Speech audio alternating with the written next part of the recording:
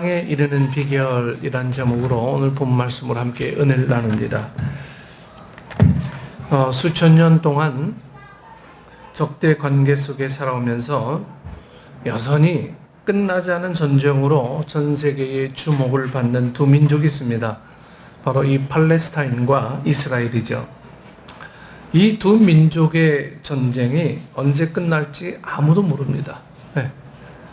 아마 끝이 나더라도 그 상처는 정말 오래도록 남을 그러한 전쟁이죠. 그리고 또 하나 이루어질 듯 이루어지지 않는 일이 하나 있죠. 바로 우리나라 문제, 남북 평화의 문제입니다. 불과 얼마 전에 남북 또 미국 이 정상들이 만나서 악수하고 또 헤어지며 역사적인 그 일들로 세계 주목을 받아왔는데, 돌아선 지 얼마 안 된 날에 엊그저께도 그렇겠지만 남쪽에 경고한다, 이 메시지와 함께 보란듯이 탄도미사일을 또 날립니다. 사실 이러기를 한두 번이 아니죠. 그러다 보니까 이제는 이 기대가 걱정으로 바뀌어서 이렇게 공허한 짝사랑만 계속하는 것은 아닐까라는 이 걱정이 앞서는 게 우리의 현실입니다. 여기에 겹친 이 일본과의 관계도 우리를 매우 불안하게 하고 있습니다. 연일 매스컴에서 일본과의 경제 침략이다, 여러 가지 이 불안한 이 말을 우리에게 전하면서 안정스럽지 못하게 우리의 삶이 지금 그렇게 살아가지고 있습니다. 실질적으로 우리의 피부에 아직까지 와 닿는 건 아니지만 앞으로 경제적으로 우리가 여러 가지 어려움에 처할 것, 이 불보듯 자명한 이치임에 우리가 이 난관을 어떻게 극복해 나가야 될지 다른 방법을 생각하기보다 아마 기도하는 일이 우리에게 우선이 되어야 되지 않을까, 여러 가지 생각을 합니다. 정말 오래된 이 감정이 쌓인 이 두 나라의 문제 역시 이 해결되지 않는 문제 중에 하나이자 끝을 알 수 없는 문제죠.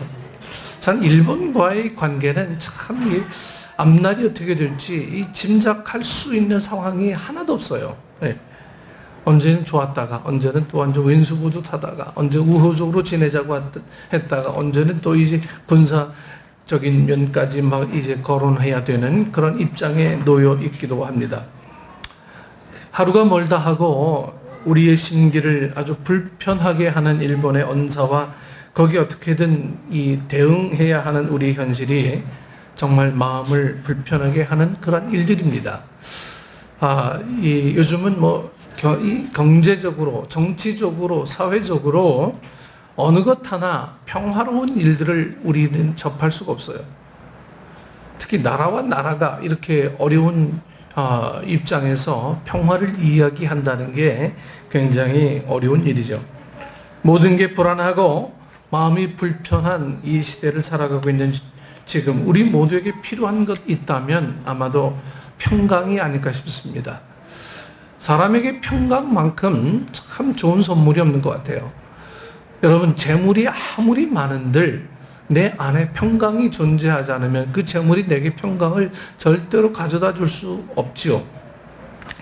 앞에 이제 팔레스타인과 이스라엘의 이야기를 했습니다만, 워낙 이 오래된 전쟁이다 보니 이 미국 대통령 클린턴 때로 돌아가서 이 클린턴 미국 대통령의 중재로 이 팔레스타인의 이 아라파트와 이스라엘의 이 바라크가 무려 15일 동안 이 2주간의 긴 회담을 가졌습니다.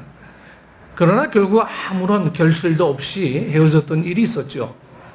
그런데 재밌는 것이 이 두 사람이, 이 아라파트와 이 바라크가 이 헤어지면서 악수하며 헤어질 때 여러분 뭐라고 했는지 여러분 아십니까? 두 사람이 서로 두 주간의 회의를 하고 아무런 결론도 얻지 못하고 마지막 순간에 헤어지면서 인사한 말이 샬롬. 두 사람이 서로 마주보면서 샬롬 했답니다. 참 이 전쟁 중에서 평화를 만들어 보자고 만난 회담에서 서로 양보도 없이 결렬된 이 상황에서 샬롬하고 헤어지는 그 모습이 좀 뭔가 좀 어색하지 않습니까? 우리 서로 전쟁하자 하면서 샬롬이래요. 네. 참 웃지 못할 이야기죠. 진정한 샬롬. 이 샬롬이란 말은 이 팔레스타인이나 이스라엘은 똑같이 쓰는 인사말이에요. 네. 여러분, 진정한 이 샬롬, 진정한 평화, 진정한 평강은 무엇이고 진실한 평화가 어디에 있는 것인지를 생각하게 하는 그런 이야기입니다. 사실 우리가 살아가다 보면 우리도 이런 경우가 허다합니다. 이 겉으로는 아무렇지도 않은 것처럼 행동하지만 이 마음의 평안이 그냥 확 무너져 내릴 때가 있어요. 마음의 평안이 그냥 확 내려놓고 싶을 때도 있고요. 내려놔질 때가 많아요. 걱정이 계속되는 동안에는 아마 우리의 마음이 아마 그 상태로 계속 아마 혼란스러운 상태가 유지될 겁니다. 그 대표적인 경우가 이제 걱정하는 일이에요. 걱정하는 것. 마음의 걱정이 시작되면서 우리에게는 이 평안이 점점 허물어지고 무너져 내리죠. 이렇게 걱정이 계속되는 동안에는 한순간도 우리의 마음에 평안 없어요. 여러분, 걱정이 딱 머릿속에 들어오게 되면, 마음속에 들어오게 되면 제일 먼저 잠을 못 자요. 잠을 못 자면 그 다음부터는 그 다음 날도 망치게 되고 머리가 정리가 되지 않은 상태에서 괜한 약만 자꾸 먹어대고 그러다 보니까 우리 몸에 염증만 자꾸 생겨나고 불안한 요소들이 자꾸만 우리를 이제 자꾸 엄습합니다. 우리 생각해 보십시다. 우리가 하는 걱정의 종류가 여러분 얼마나 많습니까? 이래서 걱정, 저래서 걱정, 그러니 걱정하는 순간이 있긴 합니까? 자식은 키워놔도 걱정, 키울 때도 걱정, 저거 어떻게 될까 봐 걱정했다가 다 키워놓으면 또 걱정이야. 시집장가 보내면 걱정 안 할 줄 알았는데 또 걱정이야. 참 우리 순간에는 걱정의 순간이 단 한순간도 우리를 놓을 데가 없어요. 늘 얼굴에 나는 평안이 없는 사람입니다. 이렇게 얼굴에 이렇게 쓰고 다니는 것 같아요. 그래서 예수님께서 말씀하시죠. 누구라도 걱정과 염려로 그 일에 조금이라도 해결할 수 있는 사람이 있냐? 이렇게 우리에게 물으세요. 걱정과 염려해서 그 일이 해결될 수 있는 게 하나라도 있냐? 이렇게 걱정하는 일에 여러분 이 평안은 없습니다. 근데 그럼에도 불구하고 걱정하죠. 저 역시도 걱정이 있는 사람입니다. 어떤 때는 이 밤을 하얗게 보내고 눈은 말똥말똥하고 이럴 때가 많아요. 걱정이 있기 때문에. 인간의 평안 상태를 무너뜨리는 또 하나는 뭐냐면 욕망입니다. 욕망. 여러분, 욕망이 커질수록 마음의 평안도 점점 무너집니다. 걱정도 염려도 우리의 마음을 무너지게 하지만 이 욕망 또한 우리의 마음을 무너지게 하는 하나의 요소죠. 사실 하나님은 우리 모든 것을 우리가 살아갈 수 있을 만큼 주셨어요. 우리가 살아갈 수 있을 만큼 주셨어요. 그런데 사람의 마음은 그것에서 조금 더 가지려고 하고 그것보다 조금 더 누리려고 합니다. 이 마음이 평안을 무너뜨리는 하나의 이유라고 봅니다. 나아가서 필요 이상 지나치게 가지려 하는 그 욕망 때문에 더 고생을 하고 그 욕심으로 더 힘든 삶을 살아가게 되는 것이죠. 여러분이 평안과 평강 그리고 평화를 열망하는 마음은 여러분 누구에게나 다 있어요. 누구에게나. 그러면서도 그 평안이 없는 것 왜일까? 누구나 다 원하는 바이지만 그런데 누구나 다 이 평안이 존재하는 거 아니에요. 여기에는 반드시 이유가 있을 것인데 정작 그 평강을 누리는 비결을 모르고 살아가거나 아니면 잘 알면서도 회피하는 것 때문이 아닐까. 오늘 본문에도 이 평강에 대한 이야기가 나오는데 여러분 3절을 보면 평강에 이르는 결정적인 비결을 제시하고 있습니다. 그 3절, 우리 3절 다 같이 한번 읽어보고 다 같이 한번 합독하십시다. 주께서 심지가 견고한 자를 평강하고 평강하도록 지키시리니 이는 그가 주를 신뢰함이니이다. 주께서 심지가 견고한 자를 평강하고 평강하도록 지켜주신다. 이는 그가 주를 신뢰하기 때문에 그렇다. 여러분, 이 말씀의 결정적인 의미는 완전한 평강이라 하나님이 주시는 것이라는 말씀이죠. 완전한 평강이라고 하는 것은 하나님이 주시는 거다. 하나님만이 완전한 샬롬으로 인도하신다는 거예요. 정신적, 문화적, 정치적, 경제적, 신앙적이고 종교적인 것을 다 포함해서 통합적으로 완전한 평화인 이 샬롬은 바로 하나님이 주시는 바 은혜라는 말씀이에요.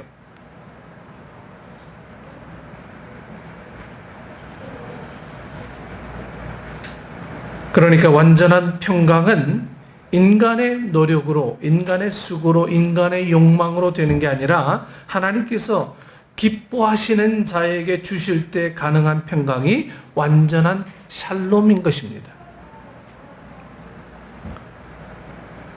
문제는 하나님이 하실 수 있도록 인간이 해야 할 일이 있다라고 하는 거예요. 평안을 위한 일정의 단계가 인간에게 있다는 말입니다. 아무리 하나님이 평강을 주시려, 하나님 우리에게 평강을 주시려고 해도 준비된 마음이 없이는 이 샬롬을 받기가 힘이 들죠. 그러면 어떠한 자에게 평강하고 평강하도록 하십니까? 먼저는 문을 여는 사람에게입니다.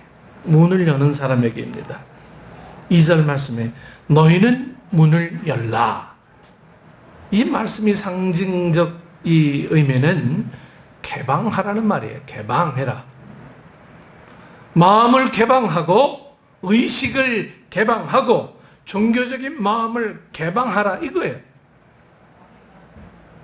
어느 민족이건 어느 나라건 폐쇄적인 나라는 다 망했어요. 폐쇄적인 나라는 하나도 살아 움직인 나라가 없어요. 대표적으로 공산주의 국가가 폐쇄적이지 않습니까? 세상의 공산주의 국가는 다 망했고 현재 마지막 남아있는 공산주의 국가 어디입니까? 북한. 지금 북한 하나만 딱 남았어요.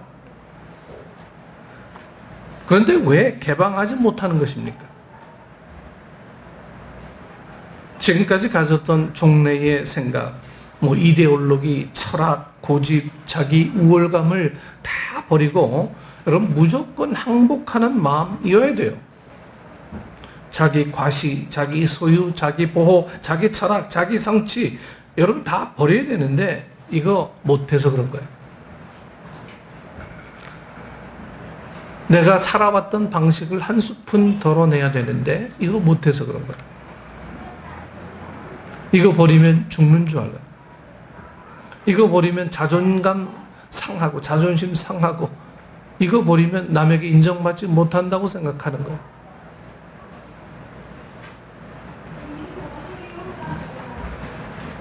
여러분 마음을 열지 않으면 서서히 죽어갑니다. 좀 심하게 말씀드려서 죽어가요. 마음 열지 못하면요.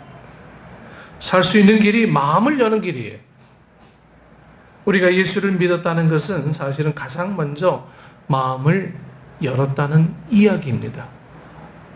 예수님께서 말씀하시기를 회개하라 천국이 가까웠느니라 하실 때 여러분 회개하라는 이 말이 마음의 문을 열라는 그 말씀 아니겠어요? 회개하라는 말은 이 마음을 열어라, 즉 내 걸 좀 내려놔라 이 얘기예요. 그 말씀에 따라 우리는 회개하고 예수님을 믿었습니다. 그런데 중요한 것은 이렇게 열린 문을 다시 이렇게 닫아서는 안 됩니다. 우리가 착각하지 말아야 돼요. 이제는 내가 마음대로 마음을 닫고 열고를 할 수 있는 게 아니라는 사실이에요. 하나님께서 하신 일이기 때문에 우리는 마음을 열고 사는 길 외에는 없어요. 우리 인생의 주인이 나니까 내 인생 내 마음대로 사는데 네가 무슨 상관이야? 여러분, 이게 얼마나 죄악된 말인지 아십니까? 하나님을 인정하지 않는 거예요. 내 인생 내 마음대로 사는데. 여러분, 우리 인생이 우리 인생입니까? 결코 그렇지 않아요. 하나님께서 허락하신 인생이라고 하는 거예요. 하나님께서 살아가도록 가능성을 주신 것, 이게 하나님께서 주신 우리의 인생의 삶의 법칙이라고 하는 거예요. 그런데 하나님 존재를 빼버리고 내 인생 내 마음대로 사는데 인조이하며 살자. 결국에 종말에는 결국 그의 인생은 지금은 잘 되는 것 같이 보이지만 종말에는 결국 다 멸망의 길을 걷는 것 뿐입니다.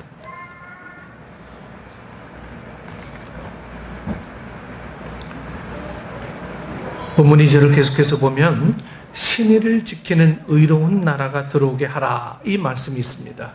신의를 지키는 의로운 나라가 들어오게 하라. 여러분, 문을 열고 나면 반드시 들어오는 게 있잖아요. 문 열면 열린 문에는 아무나 들어오는 법입니다. 내가 원하는 것이든지 원하지 않는 것이든지 들어올 수가 있는 것이죠. 여름입니다. 이 여름에 문을 이렇게 모기장 없이 막 열어두면 모기들의 잔치집이 될 거예요. 네. 자, 문을 열었을 때 내게 유익한 게 들어와야 되죠.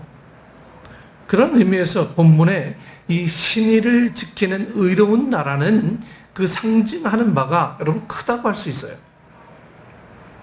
열어놓은 빈 마음에 허탄한 것이 아닌 신앙적인 것으로 채우라는 말씀입니다. 신앙적인 것으로, 하나님의 은혜적인 요소로 들어오게 하라는 거예요. 그래야 평안할 수 있고 평강을 유지할 수 있다는 말입니다. 우리가 평안하지 못하고 평강을 유지하지 못하는 것은 결국은 우리에게 이로운 게 들어온 게 아니고 뭐가 들어오는지도 모르고 그냥 마음만 열어놓고 사는 거예요. 사탄이 들어오는지 나쁜 게 들어오는지 아니면 해로운 게 들어오는지 이로운 게 들어오는지 구분 없이 다 들어오는 거예요.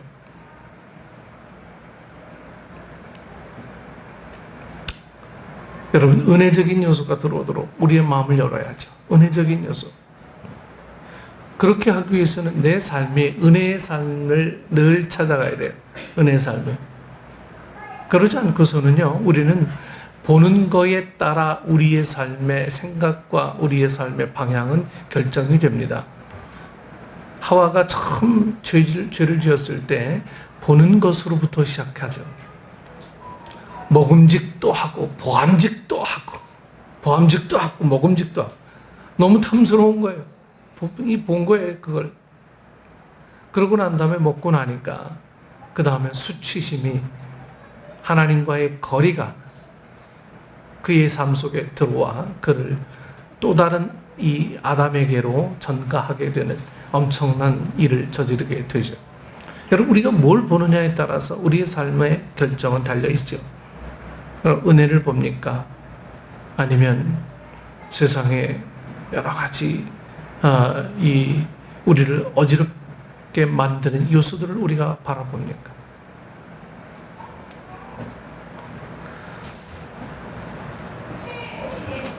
그런 의미에서 신의를 지키는 의로운 나라는 이 상징하는 바가 굉장히 큽니다. 여러분, 만약에 우리가 회개만 하고 말았더라면 아마 그냥 착하게 사는 정도였을 거예요. 착하게 사는 정도. 그러나 우리는 마음을 여는 회개를 하고 열린 마음에 예수 그리스도를 영접했지 않았습니까? 예수 그리스도. 요한복음 1장 12절 말씀. 영접하는 자 곧 그 이름을 믿는 자들에게는 하나님의 자녀가 되는 권세를 주셨으니, 이 말씀처럼 우리가 마음만 열고 만 것이 아니라 이런 주님을 영접했어요. 여러분 다 고백하지 않았습니까? 여기 다 세례 받으신 분들이 세례 받으실 때 예수님 믿습니까? 예. 다 고백하고 예수님 영접하신 분들이에요. 그리스도인 된 지금 이 상태가 마땅히 평강을 누려야 하는 상태인 거예요. 지금 이 상태가요. 예수님을 내 마음속에 맞아들인 이 상태가 지금 평강의 상태예요. 그런데 여러분, 우리의 삶을 가만히 좀 점검해 보십시다. 내가 정말 평강의 상태로 살아가는가? 정말 샬롬의 나라로 우리가 살아가고 있는지, 아니면 머릿속에 이 고민 저 고민, 이 걱정 저 걱정, 우리 안에 염려, 이거 없으면 나 죽지. 여러분, 우리 속에 이 수많은 갈등, 번민들 우리를 괴롭히지 않습니까? 여러분, 생각해 보십시다. 우리가 예수를 안 믿었으면 이 세상을 어떻게 살아갈 수 있겠습니까? 예수 안 믿었으면 물론 살아가죠. 세상과 짝하고, 그게 불의인지 그게 정의인지, 정말 하나님이 원하는 건지 하나님이 원하지 않는 건지 그건 관심 없고 그냥 살아가는 거예요. 동물처럼. 그리고 이 평강을 누리며 살아갈 수 있는 결정적인 방법이 여러분 3절에 제시됩니다. 3절 다시 한번 더 보십시다. 다시 한번 3절 다시 한번 크게 읽겠습니다. 주께서 심지가 견고한 자를 평강하고 평강하도록 지키시리니 이는 그가 주를 신뢰함이니이다. 여러분, 심지란 마음에 품은 뜻입니다.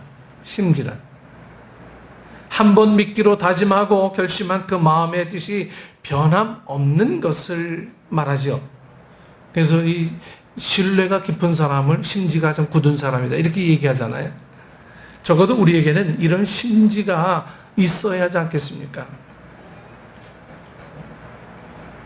우리가 은혜 충만해서 하나님 앞에 고백한 처음 그 고백처럼 하나님의 나라와 이 교회를 위한 각오에 우리 정직한 이 물질, 그리고 땀 흘리는 수고와 희생과 봉사를 아끼지 않는 견고한 심지가 있어야지 쉽게 뽑히거나 쉽게 타버리고 쉽게 허물어져 버리는 사람이 돼서는 안 된다라고 하는 거예요.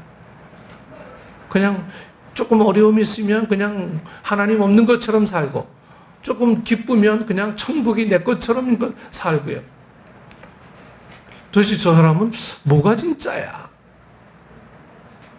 이렇게 우리의 모습들을 판단하기 어려운 삶으로 살아가는 그 모습에 진정 평강이 있을 수가 없지 않습니까? 고난이 와도, 기쁨이 와도 늘 평안 상태로 유지되는 거예요. 물론 요동은 치겠죠, 내 안에서. 하지만 요동은 치지만 하나님의 말씀으로 잠재울 수 있는 능력들이 오늘 우리에게는 다 있어야 됩니다.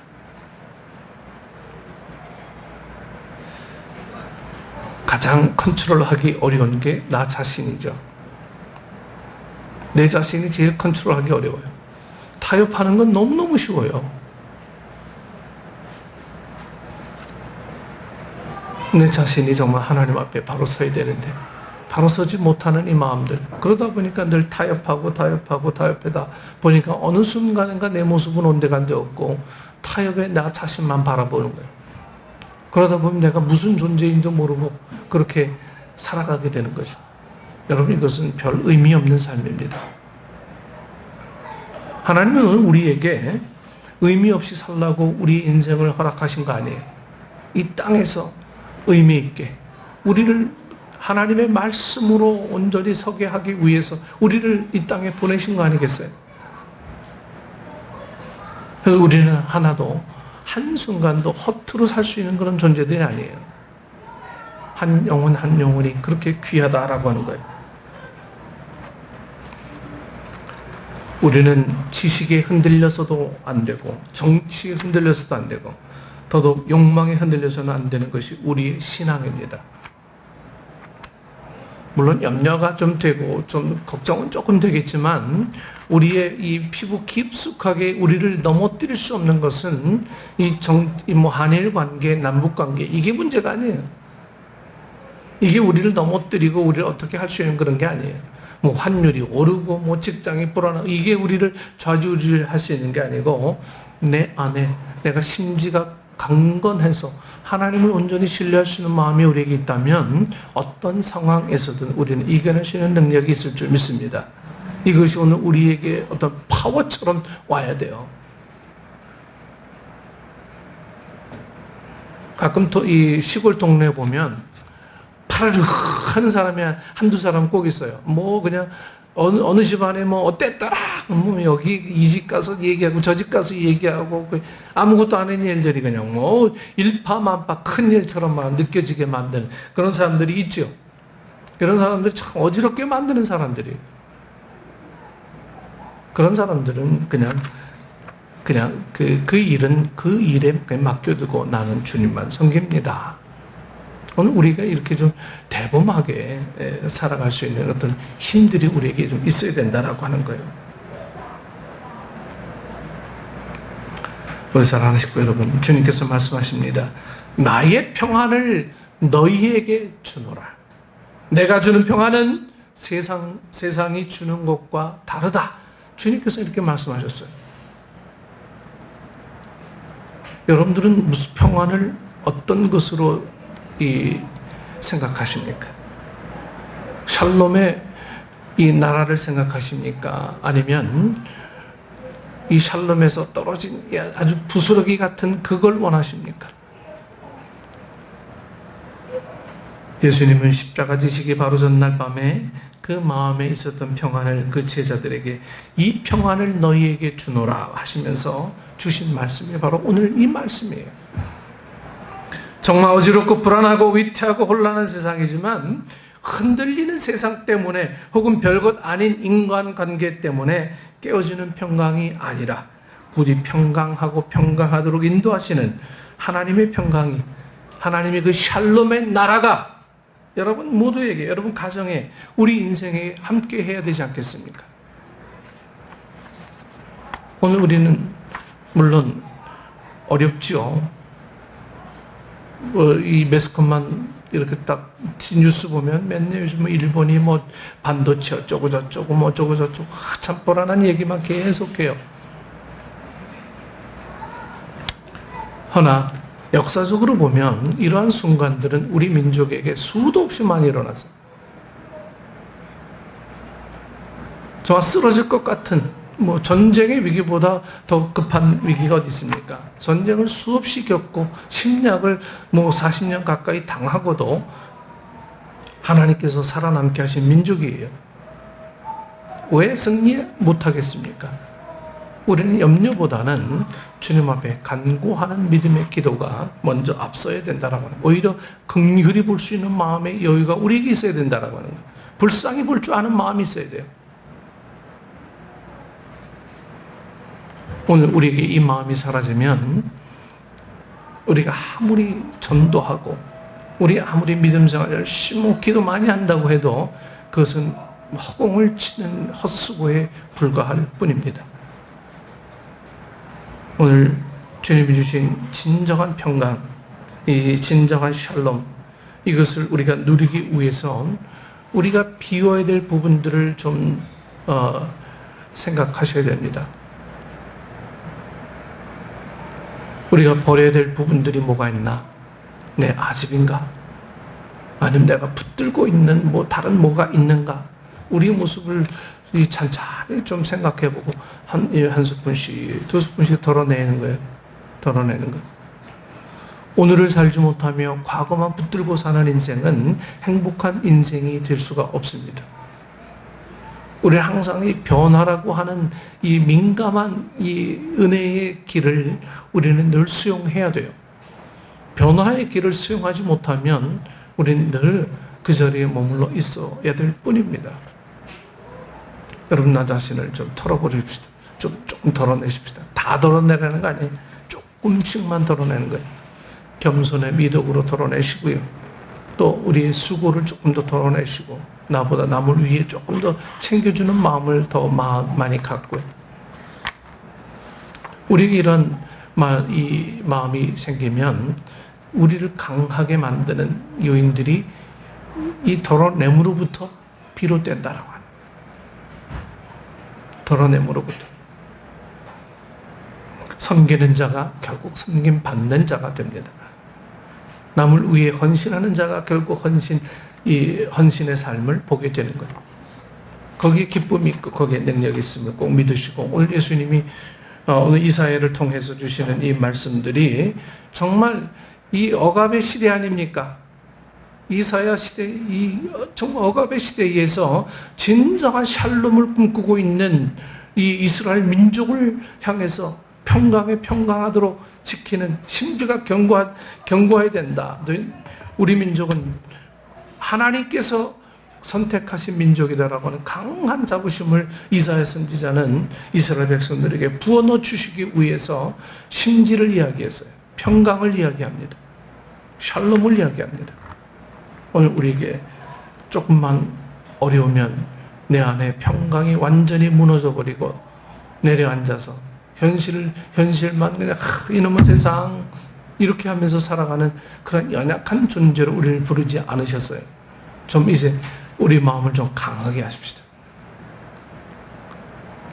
우리 마음 좀 여유롭게 하십시다. 그래서 여행을 좀 많이 다니시다 하는 거예요.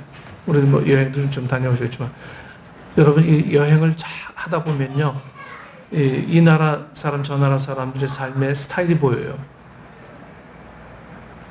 그러면 나를 보게 되고요, 하나님께서 우리에게 뭘 원하시는지도 볼 수 있게 되고요, 그러다 보면 거기에서 하나님께서 주시는 은혜를 구하게 되고. 저도 이 호치민에 처음 갔을 때 엄청나게 많이 놀랐어요.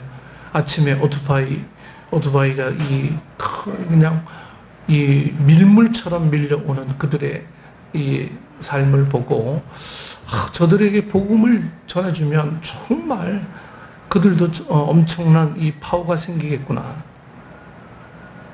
여러 가지 상황들을 많이 보며 기도합니다. 오늘 여러분들이 추구하는 것 뭡니까?